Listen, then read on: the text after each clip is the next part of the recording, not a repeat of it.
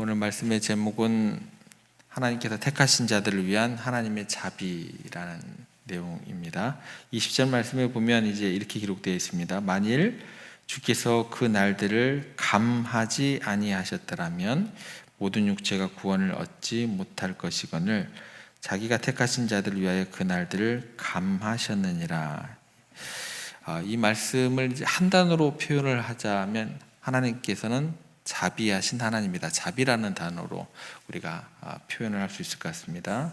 그래서 우리에게 무서운 환난 속에서도 결코 절망하지 않고 또 굳건히 설 수 있는 소망을 선포하시는 그 하나님, 자비로우신 하나님이라 이런 내용으로 우리가 정리를 할 수 있을 것 같습니다.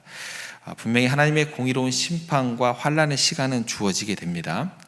그런데 우리 하나님께서는 무서운 심판의 하나님만으로 우리에게 다가오시지 않으시고 그분은 공의로우실 뿐만 아니라 동시에 한없이 자비롭고 긍휼이 풍성하신 분이다라는 그 사실을 예수님께서 알려주고 계신다라는 거예요. 그래서 오늘 보시면 하나님께서 자기가 택하신 자들을 위하여, 자기가 택하신 자들이라고 하면 영원 전부터 사랑하시고 또 구원하시기로 작정하신 그 백성들을 위해서 무서운 환난의 때에 그 날들을 감하셨다라고 이렇게 말씀해 주시고 계십니다. 여기서 이제 감하다라는 것이 어떤 것인지 우리가 오해함이 없어야 될 것 같습니다. 우리가 원하는 대로 우리가 원하는 때에 줄어든다라는 것만 의미하지 않는다라는 거예요. 무서운 환난의 시기가 줄어든다라는 어떤 기간이 줄어드는 것도 하나의 그 내용 가운데 포함이 되는 것이고, 이게 환난의 강도로도 다가올 수도 있는 것이고, 또 환난을 허락하시지만 그 속에서 당신들이 백성들이, 사랑하는 백성들이 견딜 수 있는 그런 힘과 또 지혜를 주시거나, 심지어 어떤 경우에는 가장 좋은 것도 주어지겠죠. 환난이 면케된다라는 이런 내용. 그러니까 다양한 방식입니다. 다양한 방식으로 하나님의 백성을 보호하신다라는 의미입니다. 그런데 이게 이제 감한다 그랬으니까 내가 원하는 때에 감하는 쪽으로만 생각을 하게 되면 이게 이제 하나님의 주신 어떤 그 하나님의 자비로우심에 대한 것들이 우리들에게 이제 부조화가 될 수도 있다라는 거예요. 그래서 만일 주께서 그 날들을 감하지 아니하셨더라면 모든 육체가 구원을 얻지 못할 것이거늘, 여기에서 우리가 더욱더 주목해야 될 것은 뭐냐면, 하나님의 개입 없이는 인간적인 힘으로는 견딜 수 없고 이 땅에 어떤 육체도 살아남지 못할 만큼 얼마나 무서운 그런 환난이 우리 가운데 임하게 될지, 그걸 강조하는 동시에 그럼에도 불구하고 결과는 어떻게 돼 있다? 정해져 있다라는 거예요. 하나님의 자비로 인해서 택하신 자들이 환난 속에서 궁극적으로 구원을 얻게 될 것임을 보여주는 어떤 그런 말씀이 된다라는 거예요. 그리고 하나님께서 택하신 사람들로 위한 그 특별한 은혜라는 것은 그러면 결국은 뭐예요? 자비라는 것이 굉장히 강조가 되기 때문에 하나님 앞에서 우리들이 우리의 삶을 내세울 만한 자격 때문이 아니다라는 거예요. 그죠? 오직 영원 전부터 시작된 하나님의 주권적인 선택 때문에 그 자비가 우리에게 작동하는 거예요. 그리고 그분의 한없이 그런 자비로운 그 사랑 때문에 우리가 환난 속에서 소망을 가질 수 있는 것이지, 내가 오늘까지 하나님 앞에서 좀 자랑할 만한 선행을 했어, 그런 어떤 기도의 시간들을 쌓았어, 그게 아니다라는 거예요. 그죠? 그래서 우리가 예수를 믿고 구원을 받아서 하나님께서 사랑하신 하나님의 자녀가 되고 택함 받은 백성이 되었다는 사실은 단순히 개인적인 어떤 구원에 그치는 것이 아니라 우리가 살고 있는 이 시대와 이 민족 가운데 놀라운 소망으로까지 연결될 수 있는 그런 것들을 증거할 수 있는 그런 사람들로 우리가 역할을 할 수 있게 된다는 것까지도 생각해 볼 만합니다. 사실 우리나라를 돌아보면 이게 더 명확하게 우리가 이해가 됩니다.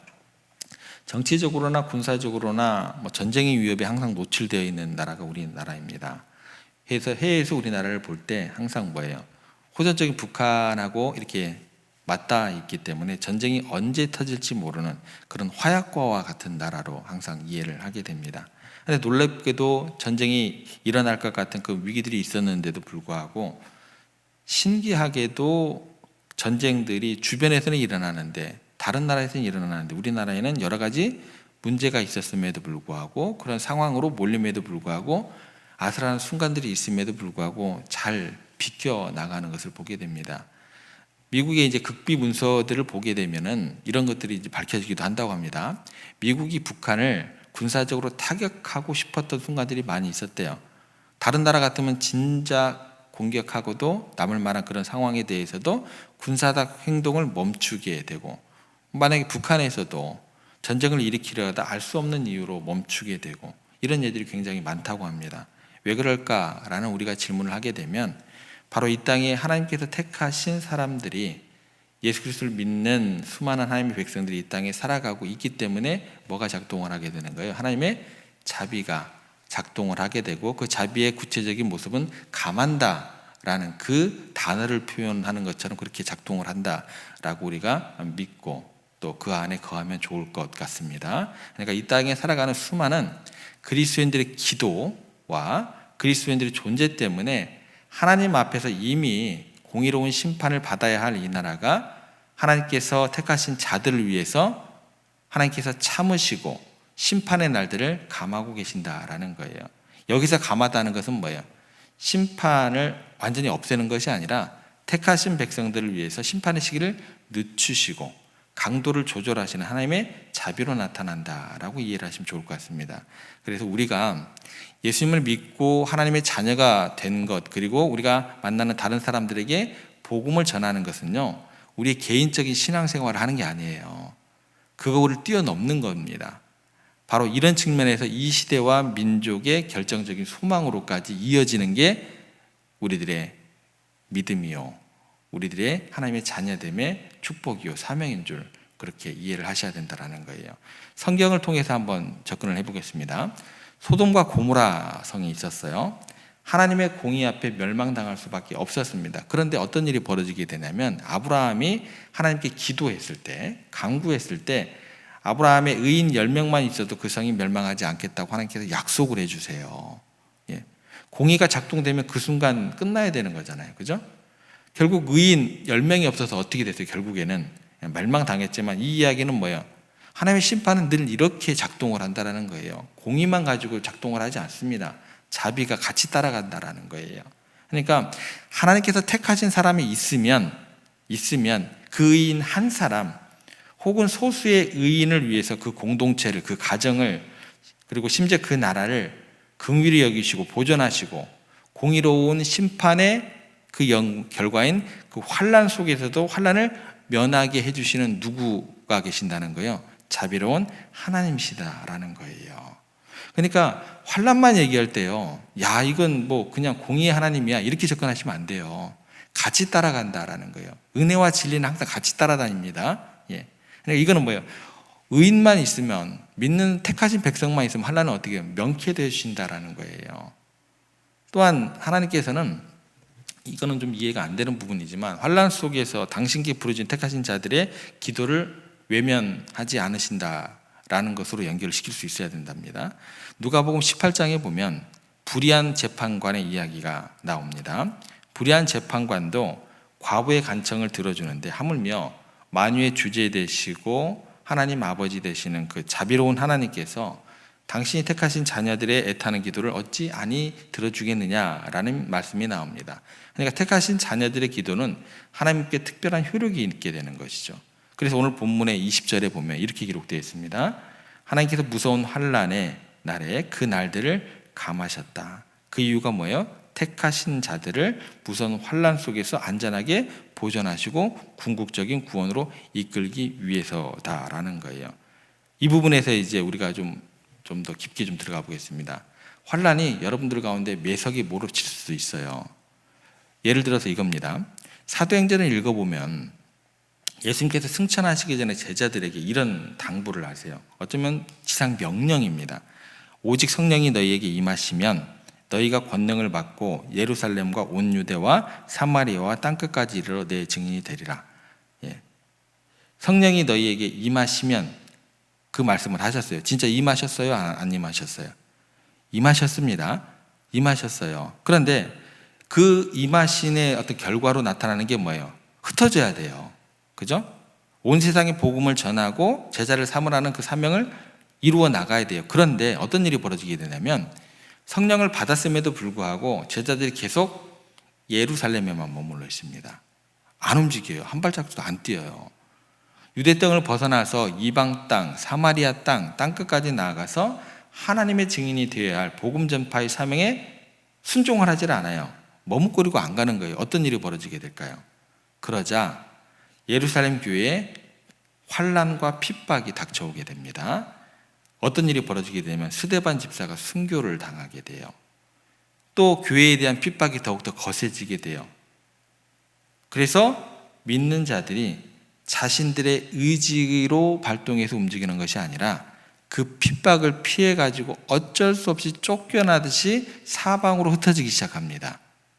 그래서 어떻게 돼요?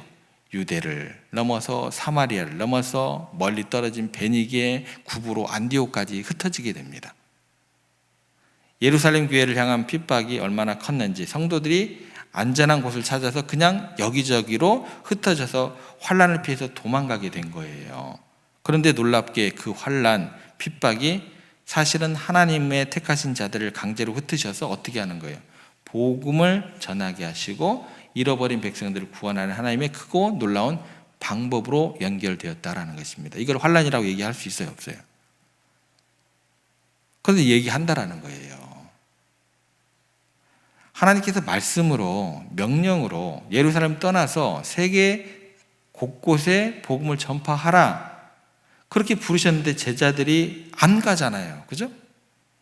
안락한 그냥 예루살렘 익숙한 환경에 머물러 가지고 그렇게 있으니까 세상을 구원해야 되는데 지체하고 안 가니까 하나님께서는 택하신 백성들이 말씀에 순종하도록 만들기 위해서 환난이라는 방법을 통해서 강제로 그들을 예루살렘 밖으로 내보내신 거다라는 거예요.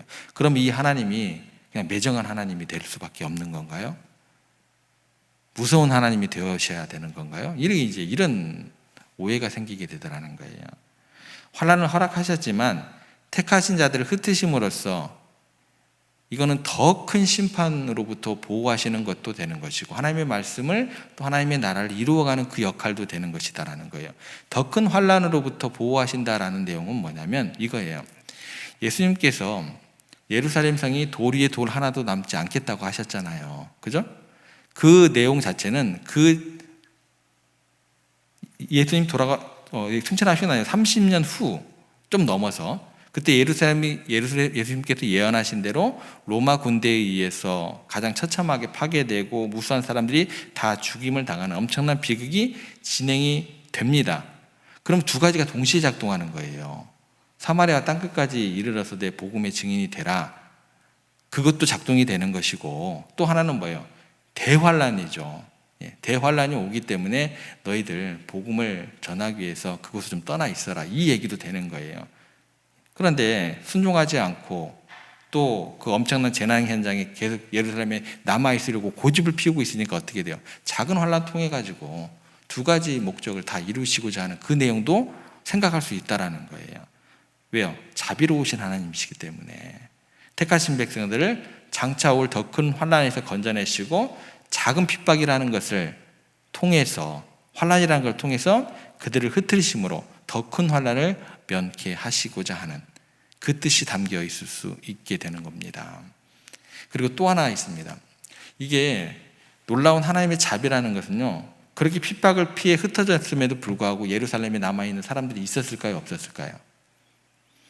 있단 말이죠. 있어요, 꼭. 근데 여기에서도 하나님의 심판이 그들에게 온전히 임하게 될까요? 안 해요. 예루살렘 성은 지금도 있어요, 없어요? 있습니다. 여리고성은 지금 돌 위에 돌 하나도 남지 않도록 다 무너졌다라고 이제 성경에 기록되어 있습니다. 꼭 그렇게 연결시킬 만한 내용은 아니지만 우리가 상징적으로 더 접근을 하자면 그래요. 극소수의 사람들이 있을 거란 말입니다. 근데 그 사람들 때문에 예루살렘 성이 하나님의 심판 속에서도 완전히 진멸되지 않고 그나마 영적으로 명명을 보존하게 되었다라는 거죠. 그러니까 하나님의 심판 중에도 당신의 택하신 사람들을 끝까지 사랑으로 보존하시고 환난의 날들을 조금이라도 감해 주시는 하나님이다라는 것입니다. 이것이 택하신 자들을 향한 하나님의 자비, 또 하나님이 세상을 심판하실 때 알곡과 가라지를 함께 뽑아내지 않고 알곡이 더 잘 익을 때까지 가라지를 함부로 뽑아내지 않는 것처럼 마지막 순간까지 참고 기다리시는 자비의 하나님이시다라는 것 기억하시면 좋을 것 같습니다. 그러므로 마지막 환난 속에서도 궁극적인 구원의 소망은 결국 예수 그리스도를 믿고 하나님께 택함 받은 믿는 자들에게 있음을 오늘 기억하시고, 여러분이 이 나라와 이 민족을 정말 진심으로 사랑하신다고 한다면 정치적인 방법도 좋아요. 사회운동도 좋아요. 그거 하지 말라는 얘기가 아닙니다. 그런데 그것보다 더 중요하고 소중한 게 뭐예요? 그들에게 영원한 생명 되시는 복음을 전하는 것. 이게 더 소중하고 중요하다라는 거 기억하시기 바랍니다. 그들이 만약에 예수 그리스도를 믿고 하나님의 자녀가 되게 하는 것, 가장 중요하고 시급한 사명이 될 것입니다. 그러면 이 땅에 임할 여러 가지 재앙과 심판들이 물론 그들의 자신의 삶이 복음 안에서 거룩해지고 믿음으로 바로 서게 되면 개인의 가전과 어려움뿐만 아니라 더 나아가 그들 때문에 이 땅에 내리실 하나님의 공의로운 심판이 연기되거나 비껴갈 수도 있다라는 결과로 이어지게 됩니다. 그러니까 하나님께서 자비로우셔서 택하신 자들을 위해서 심판 중에도 참고 기다리시고 은혜를 베푸시는 하나님이시기 때문에 그래요. 그러니까 정치적인 방법들, 또 사회적인 운동들 많이 하세요. 근데 그게 모든 것이 아니다라는 거예요. 더 우선시되고 급하고 더욱더 궁극적인 것은 뭐예요? 택하신 자들이 더욱더 하루빨리 하나님의 말씀 안으로, 복음 안으로, 하나님의 그 섭리 안으로 들어오는 게 더 뭐예요? 급선무가 된다라는 것. 전무후무한 환난의 강도에 대해서 이야기하면서 그 말씀을 해주시는 겁니다. 환난의 때가 예고가 되지만 결코 낙심하거나 절망하지 않는 우리들이 되고 하나님께 더욱더 간절히 간구하는 우리들이 되어야 할 것입니다. 그리고 그 환난 속에서 우리의 연약함을 아뢰고 하나님께 크신 자비를 간청하는 여러분들이 삶이 되시기를 소망합니다. 그래서 하나님께서 주신 영원한 사명에 더욱 굳건히 집중하시고 예수 그리스도의 이름을 통해서 능히 환난을 이기고 최후 승리를 향해 나아가시는, 그리고 오늘 하루 되시는 여러분들 되시기를 주님의 이름으로 부탁드립니다.